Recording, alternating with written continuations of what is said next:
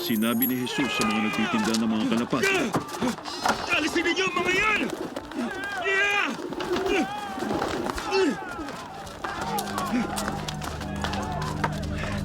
Huwag ninyo gawing palengke ang bahay ng aking ama!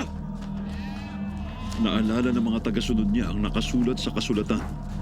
Mapapahamak ako dahil sa pagmamalasakit ko sa bahay ninyo. Dahil sa ginawa niyang ito, tinanong siya ng mga pinuno ng mga Hudyo. Anong himala ang may papakita mo sa amin upang mapatunayan mong may karapatan kang gawin ito? Gibain ninyo ang templong ito. At sa loob ng 3 araw ay itatayo kong muli. Sinabi naman nila. Kinuha ang templong ito ng 46 na taon. At itatayo mo sa loob lang ng 3 araw? Pero hindi nila naintindihan na ang templong tinutukoy ni Jesus ay ang kanyang katawan.